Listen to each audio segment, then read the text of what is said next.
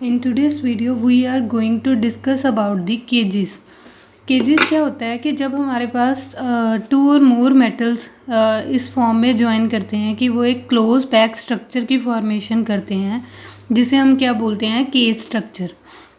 Cage structure में basically metal metal bond involve होता है, ऐसे क्लस्टर्स होते हैं, या बोरेन्स की जो फैमिली होती है वो केजेस की फॉर्मेशन करती है। सबसे पहले जो सिंपलेस्ट टाइप है केज टाइप मॉलिक्यूल, वो क्या है, वाइट फॉस्फोरस। क्योंकि इस आर्टिकल में हम कौन से केजेस स्टडी करेंगे, फॉस्फोरस सल्फर और फॉस्फोरस ऑक्सीजन के केजेस। इसमें क्या है कि सबसे सिंपलेस्ट मॉलिक्यूल क्या है हमारे पास, white phosphorus, that is P4 unit. Phosphorus हमारा P4 के, हमने कैटिनेशन में भी पढ़ा था कि फॉस्फोरस की catenation capacity up to 4 carbon होती है। जैसे सल्फर की अप टू 8 कार्बन होती है, वैसे फॉस्फोरस की अप टू 4 कार्बन होती है। तो इसमें क्या है, हम सबसे सिंपलेस्ट जो केज है ये इसकी है। अब सबसे पहले हम क्या डिस्कस कर रहे हैं, फॉस्फोरस और ऑक्सीजन की केजेस। इसमें क्या है, P4 molecule is stable but it is reacted towards oxygen. Phosphorus molecule itself stable है, लेकिन फिर भी ये रिएक्टिविटी किसके टुवर्ड शो करता है, एटमॉस्फेरिक ऑक्सीजन के टुवर्ड। तो इसमें क्या है, जो मेनली जो ऑक्सीजन क्लस्टर्स ये केजेस फॉर्म करते हैं, जिसे हम क्लस्टर भी बोल सकते हैं, P4O10, P4O6, P4O7, P4O8, P4O9, ऐसे कई से भी केजेस और हैं। इसमें क्या है, सबसे पहला जो प्रेपरेशन मेथड है वो क्या है, बाय डायरेक्ट मेथड। मतलब आपने जो कंपाउंड आप डिजायर्ड कंपाउंड फॉर्म करना चाहते हो उसको सिंपल P4 की यूनिट में स्टेबल होता है हमारा फॉस्फोरस, और ऑक्सीजन हमारी O2 की फॉर्म में स्टेबल होती है। इसका मतलब आप डिजायर्ड कंपाउंड बनाना चाहते हो तो हमें बैलेंस करना पड़ेगा। जैसे हमने P4O10 बनाना है तो P4 तो ओरिजिनली इसी में ही है, ऑक्सीजन हमारी O2 में है, तो ऐसे कितने ऑक्सीजन मॉलिक्यूल्स चाहिए, 5। तो हमारे पास मॉलिक्यूल कौन सा जनरेट हो जाएगा, P4O10। सिमिलर वे में हमारे पास जो मॉलिक्यूल है P4O6 को डिज़ाइन करना है सपोज हमने, तो हमारे पास मॉलिक्यूल कैसा होगा, P4 तो ऐसा सच रहेगा, ऑक्सीजन हमारी किस फॉर्म में आ जाएगी, 3 ऑक्सीजन। तो हमारे पास कौन सा मॉलिक्यूल जनरेट हो जाएगा, P4O6। ऐसे आप डायरेक्ट ऑक्सीडेशन मेथड से किसी भी कंपाउंड को इनमें से जनरेट कर सकते हो, बस स्टोइकियोमेट्री का ध्यान रखना है।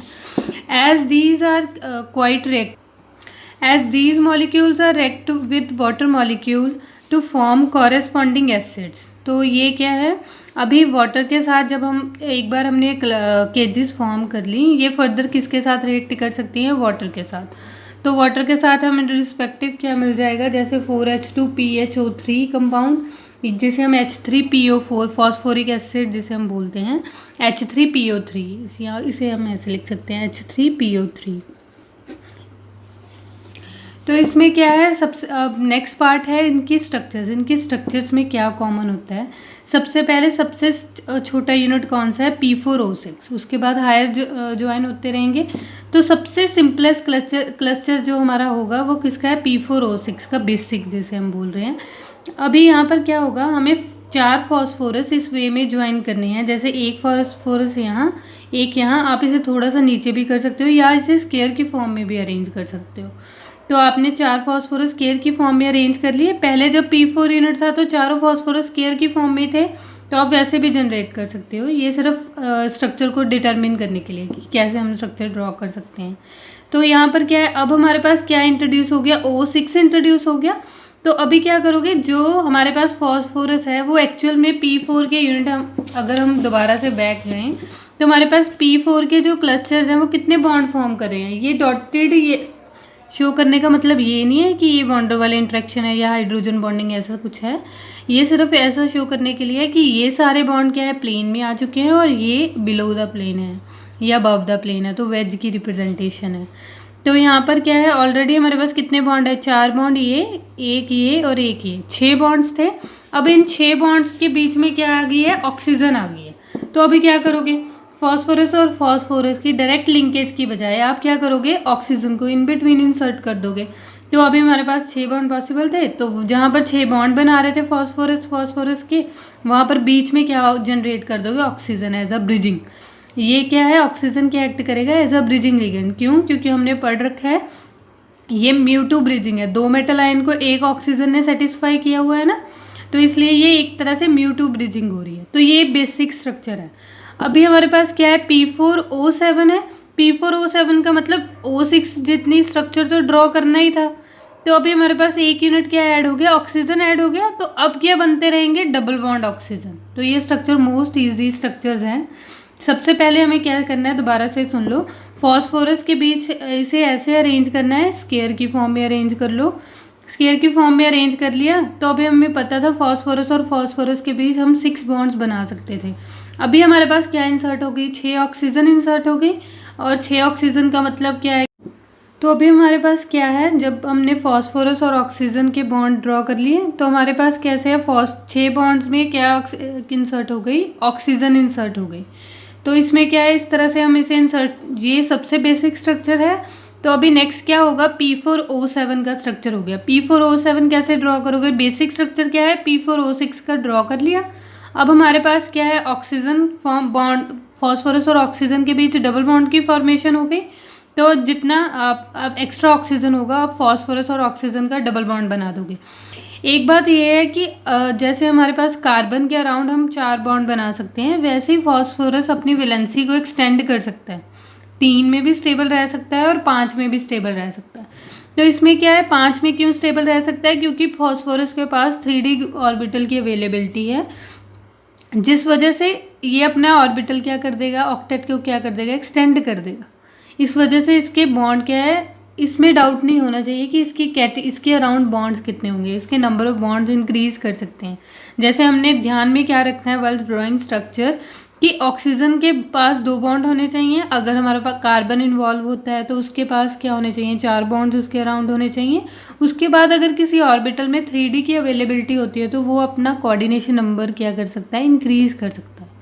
तो सिमिलर वे में अभी हमारे पास नेक्स्ट कौन क्या है, P4O8 की स्ट्रक्चर है। ये भी सिमिलर वे में P4O6 का बेसिक यूनिट ड्रॉ कर लिया। अभी हमारे पास 2 ऑक्सीजन एक्स्ट्रा है, तो आप किसी भी फॉस्फोरस के साथ लगा सकते हो, ऐसा कुछ नहीं है। ये फॉस्फोरस के साथ लगा दिया मैंने, ये वाले फॉस्फोरस का, आप इसके साथ भी लगा सकते हो, ऐसा कुछ नहीं है। अब ये नेक्स्ट हमारे पास क्या है स्ट्रक्चर, P4O9 का। P4O9 का स्ट्रक्चर कैसे है, P4O6 का हमने बेसिक ड्रॉ कर लिया। अभी हमारे पास 3 ऑक्सीजन एक्स्ट्रा हो गए, तो 3 ऑक्सीजन को आप 3 फॉस्फोरस के साथ एडजस्ट कर सकते हो। अभी यहाँ पर लास्ट स्ट्रक्चर क्या है, P4O10 का। P4O10 में आप क्या करोगे, फॉस्फोरस और ऑक्सीजन क्या, P4O6 का बेसिक यूनिट ड्रॉ कर लिया। अब हमारे पास कितने ऑक्सीजन एक्स्ट्रा बचे, 4। तो 4 क्या करोगे, 4 ही हमारे पास फॉस्फोरस है, सबके साथ क्या बना दोगे, डबल बॉन्ड हो। तो अगर हम आपके पास स्ट्रक्चर आती है, जैसे अभी हमारे पास स्ट्रक्चर होती है POCl3 की, POCl3 का स्ट्रक्चर है। तो इसे आप क्या कर सकते हो, फॉस्फोरस नेगेटिव, पॉजिटिव और O नेगेटिव ऐसी फॉर्म में भी ड्रॉ कर सकते हो, आयनिक फॉर्म में। लेकिन फॉस्फोरस क्या है, ऑक्सीजन के साथ डबल बॉन्ड बनाकर ज़्यादा स्टेबल है। फॉस्फोरस और ऑक्सीजन में डबल बॉन्ड ज़्यादा स्टेबल नेचर का होता है। तो हमने ये स्ट्रक्चर प्रिडिक्ट की हुई है, क्योंकि स्पेक्ट्रा में 2 तरह के ऑक्सीजन बॉन्ड शो होते हैं। एक तो हमारा ऑक्सीजन सिंगल बॉन्ड वाला, उसका स्ट्रेचिंग फ्रिक्वेंसी क्या होगा, कम होगा, मतलब उसका बॉन्ड लेंथ ज़्यादा होगा, स्ट्रेचिंग फ्रिक्वेंसी कम होगा। लेकिन हमारे पास कुछ ऑक्सीजन ऐसा स्ट्रक्चर शो करेंगे जिसमें उनका बॉन्ड लेंथ क्या होगा, छोटा होगा, और उनका स्ट्रेचिंग फ्रिक्वेंसी क्या होगा, ज़्यादा होगा। तो इससे हम वेरीफाई कर सकते हैं कि एक्चुअल में ये स्ट्रक्चर सही है या नहीं। तो इनकी जो एक्यूरेसी है उसको मेंटेन करने के लिए हम इस पर स्पेक्ट्रोस्कोपी स्टडी करते हैं। सबसे पहले क्या, उसके बाद हमारे पास कौन से स्ट्रक्चर इन्वॉल्व होते हैं, फॉस्फोरस और सल्फर का केजेस। अब हमें पता है कि हमारा फॉस्फोरस किस में एग्जिस्ट करता है, P4 यूनिट में, और हमारा जो सल्फर एग्जिस्ट करता है वो किस यूनिट में एग्जिस्ट करता है, S8 में। तो इस वजह से आप क्या कर सकते हो, considerably more complicated than phosphorus oxygen, only 2 phosphorus sulphide bonds are exist, P4S10 और P4S9 ऐसे फॉस्फोरस सल्फाइड्स एग्जिस्ट करते हैं। हमारे पास एक्सको और भी हैं। तो सबसे पहले वही मेथड है, अगर हमें इन्हें प्रिपेयर करना है तो हमें इन्हें डायरेक्ट मेथड से ही प्रिपेयर करना होगा। हमें पता है P4 में स्टेबल है फॉस्फोरस और सल्फर S8 में। तो अभी हम अपना डिजायर्ड कंपाउंड सपोज करो P4S10 बनाना चाहते हैं, तो आप कैसे बनाओगे इसे, 8 5 40 और 16। तो इनका कॉमन फैक्टर P4S10 ड्रॉ करने के लिए आपको इसे बैलेंस करना पड़ेगा। मैंने इसका स्टॉकियोमेट्री नहीं चेक किया, आप इसे बैलेंस करना। P4S3 यूनिट में भी कैसे है, P4S3 में SAT यूनिट। फर्दर अगर आप किसी फॉस्फोरस लोअर सल्फर केजेस को हायर सल्फर केजेस में बदलना चाहते हो तो वो भी एक रिएक्शन यूज़ कर सकते हो। एक मेथड ये है कि आप डायरेक्ट कर लो, दूसरा मेथड है कि लोअर वाले सल्फर्स को फॉस्फोरस सल्फर केजेस को हायर वाले फॉस्फोरस सल्फर केजेस में चेंज कर दो, तो वो भी पॉसिबल है। बस यहाँ पर हमें हीट और प्रेशर देना पड़ता है इन दोनों रिएक्शंस में, वो टेम्परेचर और प्रेशर कंडीशंस अलग अलग होती हैं। तो आप यहाँ पर टेम्परेचर के लिए डेल्टा शो कर सकते हो दोनों रिएक्शंस में, और प्रेशर के लिए एटमॉस्फेयर यूनिट, अगर आपको एग्जैक्ट टेम्परेचर और प्रेशर नहीं पता। नेक्स्ट क्या है, अभी सिमिलर से फॉस्फोरस बेसिक यूनिट कौन सी है, फॉस्फोरस P4S3 का यूनिट है, P4S4 P4S4 का बीटा। तो हमारे पास जो P4S3 का यूनिट है फॉस्फोरस, तो हमें पता है 6 बॉन्ड बनाता है, लेकिन इस बार हमारे पास सल्फर कितने हैं, 3 ही हैं। इसका मतलब हमारे 3 फॉस्फोरस बॉन्ड्स हमारे फॉस्फोरस के ही रह जाएंगे, और 3 सल्फर क्या हो जाएंगे, कहीं पे भी आप इंसर्ट कर सकते हो। तो ये स्ट्रक्चर ऑक्सीजन से थोड़ी सी कॉम्प्लिकेटेड है। क्या, क्योंकि यहाँ पर हमने सल्फर क्या दिए हैं, कम दिए हैं। तो इसका मतलब अगर हमारे पास बेसिक स्ट्रक्चर होना चाहिए था तो P4O6 टाइप होना चाहिए था कि 6 बॉन्ड थे, 6 में हमें ऑक्सीजन इंसर्ट कर देते, लेकिन यहाँ पर हमें सल्फर कितने मिले, एग्जैक्टली हाफ। तो आप क्या करोगे, जो ओरिजिनल 3 फॉस्फोरस के बॉन्ड हैं उनमें सल्फर जस्ट इंसर्ट करोगे, बाकी के 3 बॉन्ड्स एज सच ही रहेंगे, तो आप उन बॉन्ड्स को ख़त्म नहीं करोगे। तो P4S4 क्या की स्ट्रक्चर में भी क्या है, P4 तो अभी ऐसे ही ड्रॉ करना है। तो प्रेफर क्या करो एग्जाम में, अगर आप इन स्ट्रक्चर्स को ड्रॉ कर रहे हो तो आप एक बेसिक स्ट्रक्चर को पेंसिल से ड्रॉ किया करो, इरेज कर उसमें एटम इंसर्ट कर दिया करो अगर कन्फ्यूज़न होती है तो अभी यहाँ पर क्या करोगे, P4S4 टाइप क्लस्टर है, तो अभी क्या है, नेचुरल क्या होना चाहिए, नॉर्मल क्या है हमारे पास, फॉस्फोरस और फॉस्फोरस में कितने बॉन्ड होने चाहिए थे, 6। तो अगर 2, इसका मतलब हमारे पास 4 सल्फर है तो 4 आप कहीं पे भी इंसर्ट कर दो, और 2 फॉस्फोरस के बॉन्ड एज सच रहने दो। अभी इस स्ट्रक्चर को सिमेट्रिकल बनाने के लिए मैंने यहाँ पर कंसेक्टिव नहीं लिया, मैंने यहाँ पर opposite phosphorus bond as such रख लिए और बाकी के 4 में इंसर्ट कर दिया। सिमिलर वे में जो बीटा फॉर्म है, बीटा फॉर्म में क्या चीज़ है, बीटा फॉर्म में जो सल्फर की जो लिंकेज है, ये लिंकेज न्यू है बीटा फॉर्म में। अल्फ़ा फॉर्म में ऐसा है जैसे हम नॉर्मली ड्रॉ करते थे, ऑक्सीजन में भी सिंपल इंसर्शन करते थे, जितना ऑक्सीजन मिला होता था उसे इंसर्ट कर देते थे। अभी यहाँ पर P4S4 बीटा स्ट्रक्चर में क्या है कि आप सल्फर इंसर्शन करोगे, लेकिन यहाँ पर एक सल्फर बॉन्ड भी इंट्रोड्यूस होगा, तो मैंने उसे रेड कलर से इसलिए हाईलाइट किया है, जो अल्फ़ा में मिसिंग है। तो इसमें क्या है, P4S5 का स्ट्रक्चर, अभी इसमें भी सिमिलर मैनर में P4S5 का स्ट्रक्चर कैसे ड्रॉ करोगे, हमारे पास नॉर्मली 6 बॉन्ड थे, तो उनमें से हमने 2 बॉन्ड एज सच रख लिए और एक फॉस्फोरस और सल्फर के बीच डबल बॉन्ड ड्रॉ कर दिया, क्योंकि दोनों के पास 3D वेकेंट है। 3D ग्रुप की अवेलेबिलिटी की वजह से ये अपना ऑर्बिटल क्या कर सकते हैं, एक्सटेंड कर सकते हैं। तो इन स्ट्रक्चर्स को थोड़ा सा याद रखना पड़ेगा एज़ कम्पेयर टू ऑक्सीजन, क्योंकि अगर वहाँ पर बेसिक स्ट्रक्चर पता है तो सारी स्ट्रक्चर सिंपल है। तो यहाँ पर थोड़ा सा लिंकेज का ध्यान रखना है कि यहाँ पर फॉस्फोरस और सल्फर में से 4 के बॉन्ड हमने एज सच बनाए और 2 फॉस्फोरस को हमने एज सच ही रख लिया और फॉस्फोरस सल्फर बॉन्ड डबल दिखा दिया। इसी तरह से 7 का स्ट्रक्चर में भी इन्होंने ऐसे ही किया है कि 2 सल्फर बॉन्ड हमारे पास हो गए, मतलब हमने 4 इंसर्शन में रखने हैं और 2 बॉन्ड हमने क्या कर दिए, 4 नहीं 5 इंसर्शन में रख लिए, तो 2 हमारे पास क्या हो गए, डबल बॉन्ड। इसी तरह से यहाँ पर फॉस्फोरस 10 में भी ऐसे ही है, 4 हमारे डबल बॉन्ड में हो गए और 6 हमारे सल्फर क्या हो गए, इंसर्ट हो गए। ये तो हमारी ऑक्सीजन जैसे ही स्ट्रक्चर हो गई जो हमने P4O10 में किया था, ये तो सिमिलर ही हो गई, लेकिन ये दोनों थोड़ा सा याद रखनी पड़ेगी। अभी हमारे पास नेक्स्ट है ब्रिज स्ट्रक्चर बोरेन्स। बोरेन्स क्या है राजे, बेसिकली बोरेन्स क्या होते हैं, BnH2n+6 या BnH2n+4 की जो फैमिली होती है वो क्या होते हैं, बोरेन्स। तो अभी हम सबसे पहले जो हमारा बेसिक बोरेन है, जो सबसे पहले बेसिक यूनिट है वो क्या है हमारे पास, B2H6। उसके बाद हायर है, सबसे जो बेसिक है वो क्या है, B2H6, क्योंकि डाइमर बनाने के लिए एटलीस्ट हमारे पास 2 बोरेन्स होने चाहिए। तो सबसे पहले हम सिर्फ उसकी डिस्क्रिप्शन दे रहे हैं, उसको डिस्कस कर रहे हैं। जो हायर है उनकी सिर्फ हम स्ट्रक्चर करेंगे। जो हमारे डिटेल है, जो प्रेपरेशन रिएक्शंस हैं, मोस्टली हम उसे B2H6 के ऊपर लगा रहे हैं, लेकिन जो हायर है सिर्फ उनकी स्ट्रक्चर्स ही करनी है आपके सिलेबस में। सबसे पहले जो हमारे पास बोरेन्स है, जो बेसिक यूनिट की बात कर रही हूँ, वो ब्रिज स्ट्रक्चर, वहाँ पर हमने सबसे पहले ब्रिज स्ट्रक्चर स्टडी किया था। ब्रिज स्ट्रक्चर क्या था कि बनाना बॉन्ड की जो एग्जिस्टेंस है वो सबसे बेसिक यूनिट बोरेन्स में स्टडी की गई थी। BH-B बॉन्ड, इस बॉन्ड में क्या स्पेशलिटी है, ये 3 सेंटर है, यानी कि इसके 3 एटॉमिक न्यूक्लियस हैं। इलेक्ट्रॉन्स इस बॉन्ड में क्या है, सिर्फ 2 ही हैं। वो बॉन्डिंग हम डिटेल में डिस्कस करेंगे तो क्लियर हो जाएगी। सबसे पहले जो इसने बॉन्ड लेंथ मेंशन की हुई है कि BH-T टर्मिनल, T का मतलब है टर्मिनल पोजीशन के जो हैं उनका बॉन्ड लेंथ इतना है। जो ब्रिजिंग में है उसे मैंने HB से डोनेट किया है, उनका बॉन्ड लेंथ इतना है। और जो BB एक्चुअल बॉन्ड है वो उसका बॉन्ड इतना है। तो अभी हमारे पास जो अबव स्ट्रक्चर है, ये स्ट्रक्चर एग्जिस्टेंस में सबसे पहले लिप्सकॉम ने इसे डिस्कवर किया था कि ये स्ट्रक्चर है बोरेन्स की। तो उस स्ट्रक्चर की जस्टिफिकेशन के लिए हमने कुछ जो स्पेक्ट्रोस्कोपी के मेथड लगाए थे उसका रिजल्ट है। सबसे पहले क्या है, इलेक्ट्रॉन डाइफ्रैक्शन मेजरमेंट ने कंफर्म कर दिया था कि हमारे पास इलेक्ट्रॉन डाइफ्रैक्शन टेक्निक होती है। उसमें कंफर्म कर दिया था कि हमारे स्ट्रक्चर में 4 हाइड्रोजन ऐसे हैं वो एक सिग्नल दे रहे हैं, और जो 2 हाइड्रोजन ऐसे हैं वो अलग तरह का सिग्नल दे रहे हैं। तो इसीलिए हमने सपोज कर लिया कि स्ट्रक्चर कुछ इस तरह से होगी कि 2 ब्रिजिंग में होंगे और 4 टर्मिनल पोजीशन पर होंगे। नेक्स्ट हमने क्या किया, जब हमने उसका वाइब्रेशन स्टडी किया, यानी कि उसका IR stretching frequency, IR spectroscopy study किया, तो उसमें क्या करते हैं हम, बेसिकली स्ट्रेचिंग फ्रिक्वेंसी स्टडी करते हैं।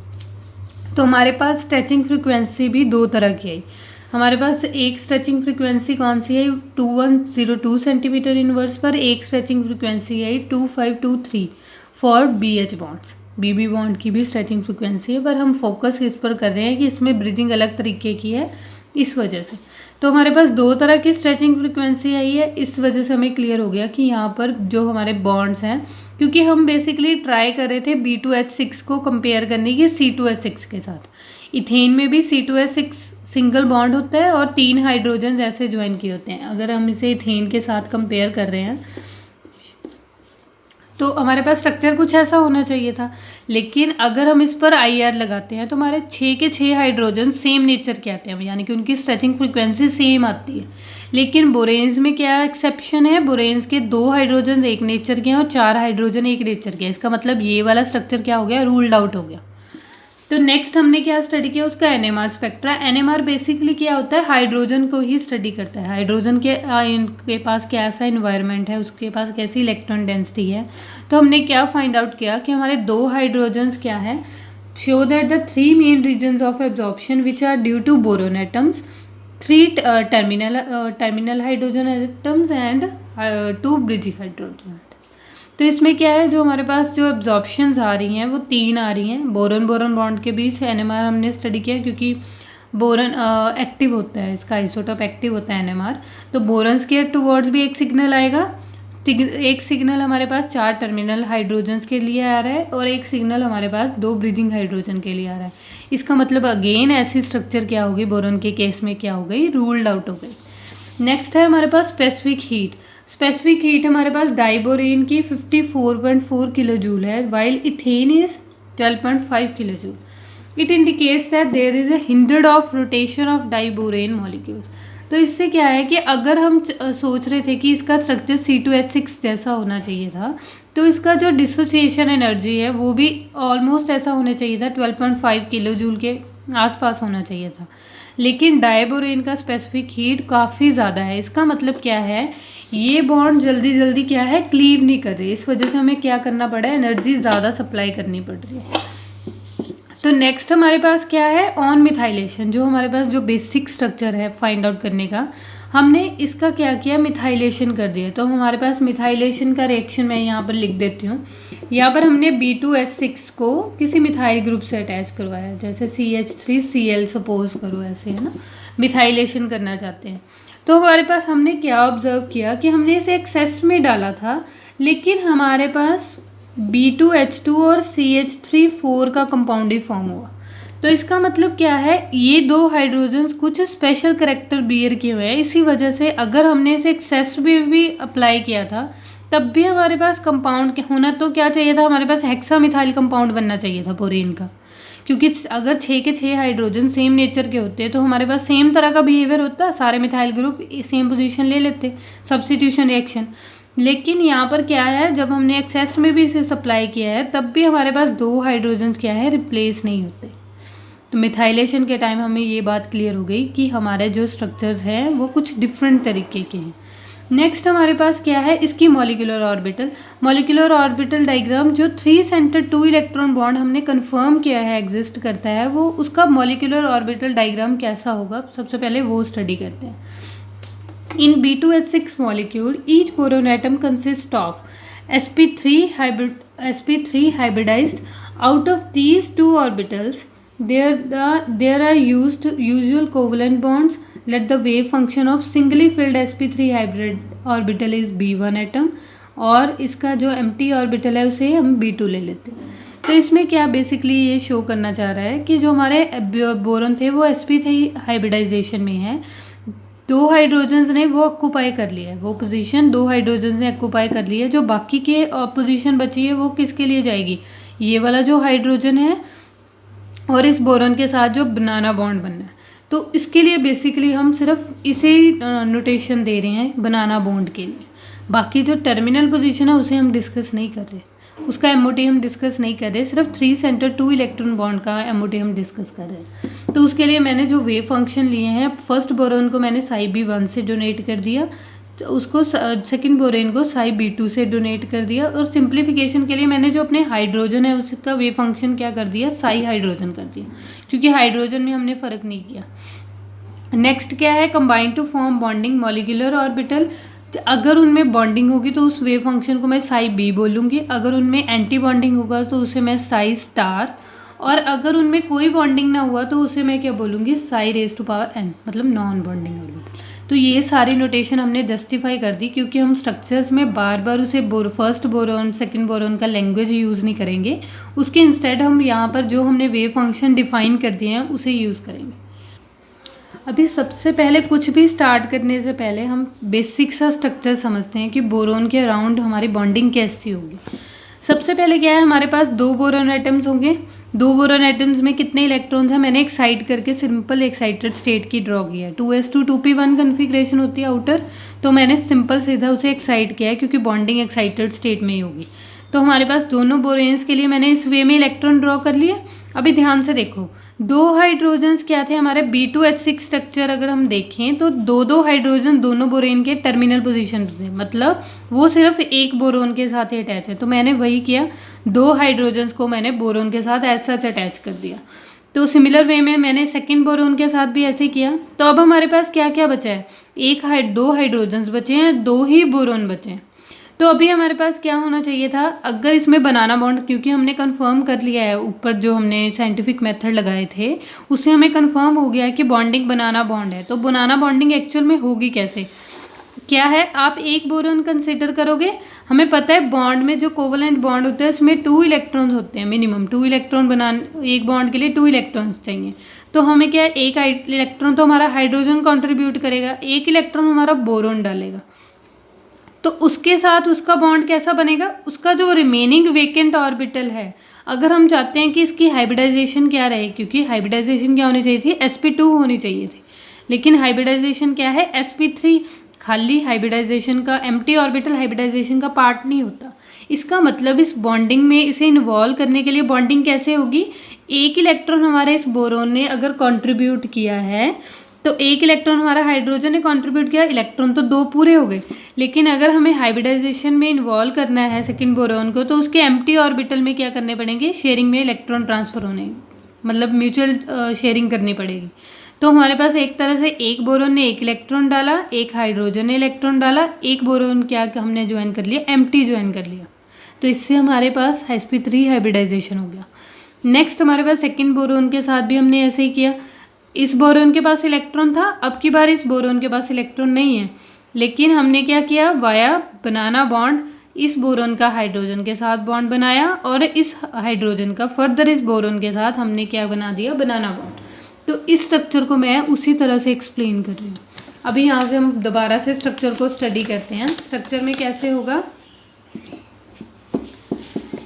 देखो, फर्स्टली साई बी वन और B2 make additive plus plus, मतलब जैसे जब बॉन्डिंग को शो कर रहे हैं हम उसे प्लस प्लस कब से भी शो कर सकते हैं, और अगर हम सब्ट्रैक्टिव शो करना चाहते हैं मतलब एंटी बॉन्डिंग शो कर रहे हैं तो उसे हम प्लस माइनस से शो करते हैं।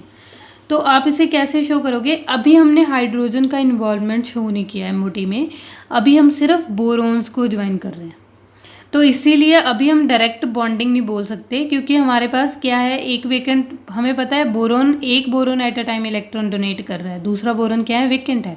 तो उसके लिए अलग से नोटेशन हमने डिसाइड की है, प्लस प्लस और प्लस माइनस। तो इसमें कोई कन्फ्यूजन नहीं होना चाहिए कि ये बॉन्डिंग को शो करे, अभी बॉन्डिंग नहीं हुई है क्योंकि हाइड्रोजन इन्वॉल्व नहीं हुआ है। तो इसलिए हमारे पास सिंपल, हम अभी साई B1 और B2 की बॉन्डिंग करवा रहे हैं। अगर उनमें बॉन्डिंग हुई तो प्लस प्लस, अगर उनमें बॉन्डिंग ना हुई तो प्लस माइनस। तो हमारे पास कुछ कंडीशन कैसी होगी, प्लस प्लस और प्लस माइनस का मतलब है फेस। अगर हमारे पास क्रस्ट के ऊपर क्रस्ट ही फॉल करती है तो हमारा इंटरफेरेंस क्या होता है, मैक्सिमम हो जाता है। लेकिन अगर क्रस्ट के ऊपर ट्रफ फॉल करती है तो हमारा इंटरफेरेंस, अभी ये सिचुएशन क्या है, इसको हम प्लस बोलते हैं, इसको हम माइनस बोलते हैं, इसको हम प्लस बोलते हैं, इसको हम माइनस बोलते हैं। अगर हमारा प्लस के ऊपर प्लस फॉल करता है यानी कि इंटेंसिटी बढ़ जाएगा, नेट इंटेंसिटी, तो हमारे पास प्लस प्लस मतलब एडिटिव अप्रोच हो गया। तो प्लस प्लस बॉन्डिंग हो गया। इसका मतलब इसे शेडेड शो करने का मतलब, यहाँ पर देखो मैंने एक ही बोरोन में इलेक्ट्रॉन डाला है, तो हमने ऑर्गेनोमेटेलिक्स में भी किया था ये नोटेशन कि जब भी हम शेडिंग शो करते हैं इसका मतलब है वो ऑर्बिटल पर्टिकुलर क्या है, फिल्ड है। तो इसीलिए मैंने उसे शेडिंग और उसे वेकेंट शो किया। तो साई B1 और साई B2 में अगर बॉन्डिंग होगी तो साई प्लस प्लस का ओवरलैप होगा, अगर नहीं होगी तो क्या होगा, साई प्लस माइनस, मतलब प्लस और माइनस क्या होगा, प्लस और माइनस का सिचुएशन कैसा है, अब की बार कैसा हुआ है, ये प्लस है और ये माइनस, नेक्स्ट क्या है, ये माइनस है और ये प्लस है। अब इसका जो बॉन्डिंग फॉल करोगे इस रीजन का कैंसिल आउट हो जाएगा, हाइट एम्पलीट्यूड क्या आ जाएगा, 0, यानी कि कोई बॉन्डिंग नहीं हुई। तो इसका मतलब क्या है, हमारे पास अगर इसे MOT में रिप्रेजेंट करना तो आप कैसे करोगे, B1 और B2 एक इलेक्ट्रॉन इसमें है, इसमें नहीं है। तो यहाँ पर बॉन्डिंग में जब भी हम इलेक्ट्रॉन फिल करते हैं, अभी इसकी बात नहीं करते, अभी सिर्फ बॉन्डिंग और एंटी बॉन्डिंग को समझते हैं। बॉन्डिंग में क्या होता है, बॉन्डिंग में लोअर इन एनर्जी होती है, जब भी हमारा बॉन्ड फॉर्म होता है तो एनर्जी रिलीज होती है। लेकिन एंटी बॉन्डिंग में क्या होती है, रिपल्शन होती है, इस वजह से एनर्जी क्या कर जाती है, इंक्रीज कर जाती है। इसका मतलब अगर इन दोनों ऑर्बिटल्स को हमें ड्रॉ करना हो MOT की फॉर्म में तो कैसे करोगे, लोअर बॉन्डिंग वाला, हायर एंटी बॉन्डिंग वाला। तो अभी करते हैं इलेक्ट्रॉन फिल। इलेक्ट्रॉन B1 में है, B2 में नहीं है, तो इसका मतलब जो एक इलेक्ट्रॉन है, इलेक्ट्रॉन पहले किस में जाएगा, बॉन्डिंग में जाएगा। नेक्स्ट हमारे पास जो, अगर हमारे पास वेव फंक्शन का जो हम डिफाइन करते हैं वो बेसिकली हम फाइंड आउट करना चाहते हैं कि इसका कितना इफेक्टिव या इलेक्ट्रॉन डेंसिटी कितनी है, तो इसके लिए हम क्वांटम मैकेनिक्स के थ्रू रिलेशंस लिखते हैं। अभी वो आपके सिलेबस में नहीं है तो डायरेक्ट रिलेशन याद कर लो। तो इसमें क्या होता है, साई प्लस प्लस में मतलब क्या है, एडिटिव अप्रोच लगाई गई है, दोनों में बॉन्डिंग हुई है तो प्लस, दोनों में नहीं बॉन्डिंग हुई तो माइनस। तो यहाँ पर साई B1 साई B2 में बॉन्डिंग हुई है प्लस, B1 माइनस B2। तो ये नॉर्मेलिटी फैक्टर क्या होता है बेसिकली बच्चे, ये वाला कॉफिशिएंट को रिप्रेजेंट कर रहा होता है। इनका कॉफिशिएंट क्या है, 1 1 ही है, तो 1 इसका नॉर्मेलिटी कॉफिशिएंट आप कैसे लिखोगे, यहाँ पे लिख देती हूँ। तो क्या होता है, ये नॉर्मेलिटी कॉफिशिएंट क्या होता है, coefficient of first wave function, coefficient of second wave function, उसका अंडर रूट होता है। तो इसीलिए यहाँ पर 1/√2 आया। अभी नेक्स्ट हमारे पास क्या अप्रोच हो गया, अभी हमारे पास क्या इंट्रोड्यूस हो गया, हाइड्रोजन। तो हाइड्रोजन कैसे इंट्रोड्यूस करोगे, Sai plus plus molecular orbital additive and subtractive overlap with Sai hydrogen. अभी क्या है, दोनों की पॉसिबिलिटी है, जो हमने साई प्लस प्लस और साई प्लस माइनस किए हैं, दोनों की पॉसिबिलिटी है हाइड्रोजन के साथ बॉन्ड बनाने की। तो अभी हम उसके बॉन्ड को डिस्कस करते हैं। नेक्स्ट क्या है, अगर हमारे पास प्लस प्लस क्या करेगा, बॉन्ड फॉर्म करेगा, ये वाला बोरोन बोरोन प्लस प्लस का नोटेशन दे रहे हैं हम इसे हम क्या बोलते हैं, साई प्लस प्लस। अभी हमने ऊपर किया था, अभी हमारे पास साई हाइड्रोजन। अगर यहाँ पर प्लस का ही वेव फंक्शन हुआ, यानी कि तीनों क्या कर रहे हैं, इंटरफेरेंस शो कर रहे हैं, तो इंटेंसिटी क्या होगा, मैक्सिमम। उस फेज में क्या होगा, बॉन्डिंग। अगर ये प्लस प्लस को ही हम क्या करते हैं, ये जो हमारा साई प्लस प्लस है नीचे वाला, उसको हम हाइड्रोजन के साथ एंटी बॉन्डिंग में ज्वाइन करते हैं। तो अभी यहाँ पर ध्यान से देखो, जितना ओवरलैपिंग इस प्लस प्लस का क्या है, ये प्लस माइनस है और ये प्लस माइनस है, तो ये क्या हो गया, कैंसल आउट हो गया। इस वजह से क्या हो गया हमारे पास, इस वजह से दोनों में क्या हुआ, एंटी बॉन्डिंग की फॉर्मेशन हुई, ये भी कैंसिल हो गया, ये भी कैंसिल हो गया। तो इसका मतलब नेट रिजल्ट क्या गया, 0, कुछ भी नहीं आया, तो एंटी बॉन्डिंग हो गई। अभी नेक्स्ट हम इसे मैथमेटिकल फॉर्म में कैसे रिप्रेजेंट करेंगे, जैसे हमने ऊपर वाले वेव फंक्शन रिप्रेजेंट किए थे, अभी इसे कैसे करोगे। अभी यहाँ पर हमने जो फैक्टर, ये वेव फंक्शन दोनों ऊपर वाले हमने सिर्फ बोरोन्स के लिए किए थे, तो अभी क्वांटम वेव मैकेनिक्स ने इन तीनों को इंट्रोड्यूस करके एक वेव फंक्शन बनाया। तो वो क्या होगा, 1/2 साई B1, 1/2 साई B2 और 1/√2 साई H। तो हमें पता है कि बोरोन्स क्या है, रेशियो में 2:1 है, इसका मतलब उसका वेव फंक्शन भी एग्जैक्टली क्या है, हाफ चल रहा है। तो ये क्या है, 1/2, इसका भी 1/2, इसका 1/√2 आ जाएगा। तो नेक्स्ट सिमिलर वे में अगर हमारे पास सब्ट्रैक्टिव ओवरलैप हुआ तो यहाँ पर क्या इंट्रोड्यूस हो जाएगा, नेगेटिव साइन। तो नेक्स्ट है हमारे पास, अभी साइन प्लस माइनस भी बॉन्ड बना सकता है हाइड्रोजन के साथ, तो कैसे करोगे, प्लस माइनस को अगर वेव फंक्शन प्लस लगा दें हाइड्रोजन का, तब भी देखो प्लस प्लस यहाँ पर बॉन्ड बना और यहाँ पर उतने अमाउंट में बॉन्ड क्या हो गया, ब्रेक हो गया, यानी कि कुछ बॉन्ड बना ही नहीं। नेक्स्ट देखो यहाँ पर कुछ बॉन्ड बना, जितना बॉन्ड यहाँ पर बना माइनस माइनस के बीच, यहाँ पर कुछ बना ही नहीं। तो इसका मतलब ये क्या ऑर्बिटल हो गए हमारे साई नॉन बॉन्डिंग। तो मैंने ये सारा इसी लैंग्वेज में रिप्रेजेंट किया हुआ है जो मैं समझा रही हूँ। तो यहाँ पर ये क्या है, अभी हम इस स्ट्रक्चर को क्या करते हैं, रैप अप करते हैं। तो अभी क्या करोगे आप, साई B1 और B2 का जो वेव फंक्शन है उसे हमने फर्दर क्या ड्रॉ कर लिया था, वहाँ पर एमओटी में साई प्लस प्लस और साई प्लस माइनस। फर्दर अगर साई प्लस प्लस पॉजिटिव के साथ हाइड्रोजन के साथ ज्वाइन करता है तो साई बॉन्डिंग बनता है, और जो साई प्लस प्लस अगर हाइड्रोजन के नेगेटिव के साथ ज्वाइन करता है तो हमारे पास क्या बनता है, एंटी बॉन्डिंग बनता है। तो अगर जो हमारा साई प्लस प्लस माइनस है, अगर वो ज्वाइन करता है हाइड्रोजन के साथ, तो हमने देखा था सारा इफेक्ट कैंसिल आउट हो गया, तो साई नॉन बॉन्डिंग बनता है। तो इस तरह से हमारे पास जो रिजल्टिंग एमओटी है 3 सेंटर 2 इलेक्ट्रॉन बॉन्ड का, वो कुछ इस तरीके का होगा।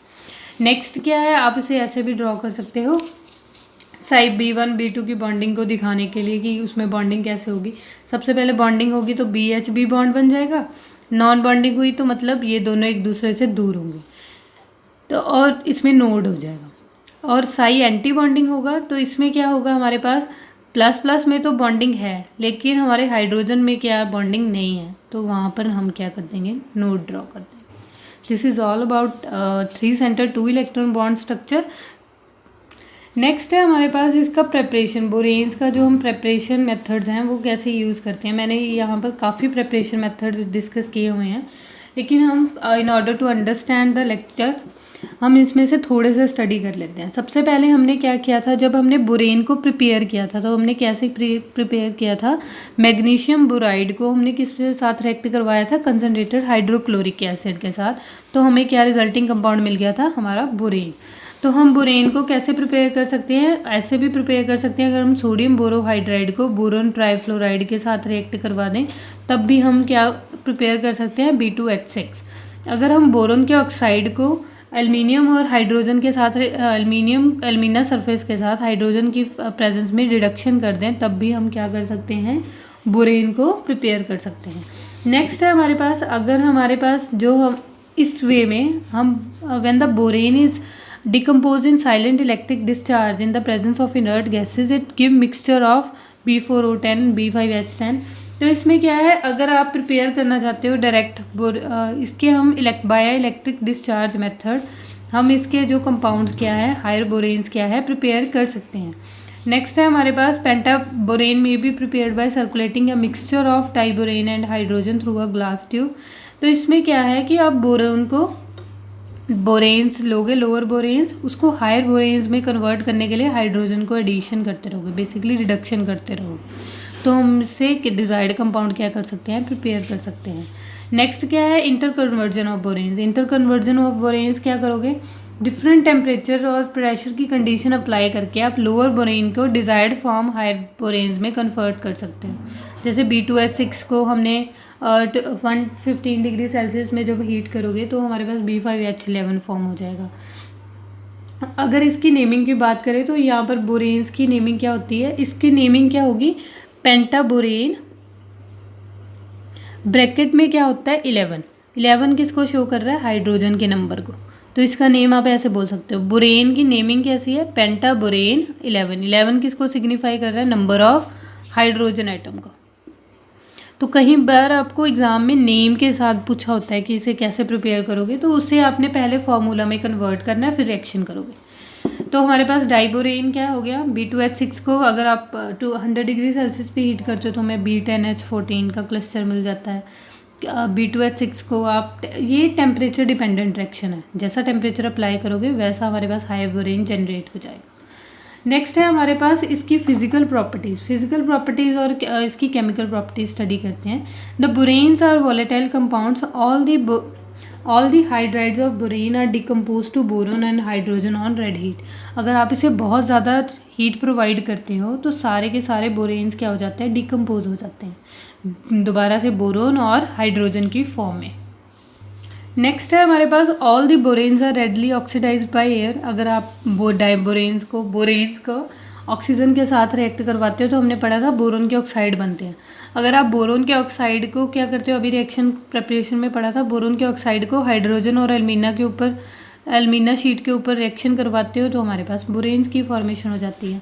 तो नेक्स्ट हमारे पास बोरेन्स क्या डिकम्पोज कर जाते हैं बायो एल्कली, मतलब अगर आप बेस के साथ इसकी रिएक्शन करवाते हो तो ये क्या है, बोरेट्स में चेंज हो जाते हैं। नेक्स्ट है हमारे पास क्या है, अगर आप इसे अमोनिया के साथ रिएक्ट करवाते हो तो अगर हमने ये रिएक्शन बोराजीन में भी की थी, अगर आप इसे अमोनिया के साथ रिएक्ट करवाते हो, टेम्परेचर को लो रखते हो, तो हमारे पास एक एडक्ट की फॉर्मेशन होती है। एडक्ट होता है बेसिकली सिर्फ ज्वाइन हो जाना, सिर्फ इलेक्ट्रॉन डोनेट किया और एडक्ट का फॉर्मेशन हो गया। अगर आप इसे एक्सेस अमाउंट में हीट करते हो तो तब क्या हमारे पास फॉर्म हो जाएगी बोराजीन, जिसे हमने क्या बोला था, इनऑर्गेनिक बोराजीन भी बोला था, बेंजीन भी बोला था। इसकी स्टेबिलिटी बेंजीन के कंपेरेबल में थी ना। नेक्स्ट है हमारे पास B2H6 को सोडियम हाइड्राइड के साथ रिएक्ट करवाते हो तो हमारे पास सोडियम बोरोहाइड्राइड की फॉर्मेशन होती है। नेक्स्ट है हमारे पास when B2H6 treated with sodium और पोटाशियम अमलगम, तो कॉरस्पॉन्डिंग एडक्ट्स फॉर्म हो जाएंगे, जैसे हमने अमोनिया के साथ पहले एडक्ट फॉर्म किया था। अमलगमेटेड सोडियम के साथ रिएक्ट करोगे तो हमारा एडक्ट फॉर्म हो जाएगा। नेक्स्ट है हमारे पास बोरन, जो B2H6 है वो रिएक्ट करता है लिथियम एल्यूमिनियम हाइड्राइड के साथ, तो उसमें भी लिथियम एल्यूमिनियम हाइड्राइड में भी ये बेसिकली एक एडक्ट की ही फॉर्मेशन कर रहा है। तो अगर आप B2H6 को BH4 नेगेटिव के साथ रिएक्ट करवाते हो तो हमारे पास B12H12 2 नेगेटिव 13H2 की फॉर्मेशन होती है। तो आप इसे कहाँ कहाँ यूज़ कर सकते हो, इसे यूज़ कर सकते हो as a catalyst in polymerization reaction, as a reaction reducing agent in organic reaction, for welding torches, for preparing substance which used as a high energy fuels. तो अब आप हाई एनर्जी फ्यूल्स के लिए जो propellants हम तैयार करते हैं उसमें भी हम बोरेन्स को यूज़ कर सकते हैं, क्योंकि जब बोरेन्स हमारे ऑक्सीजन के साथ रिएक्ट करते हैं तो वो this much amount of energy क्या करते हैं, रिलीज़ करते हैं। ये हाईली एक्सोथर्मिक रिएक्शन है, इसीलिए ये काफ़ी वायलेट नेचर की मतलब काफ़ी एक्सप्लोजिव नेचर की है। This is all about the preparation and the chemical properties of the boranes. In next video, we are discuss about the structure of boranes along with the carboranes and metallocarbonates. Thank you.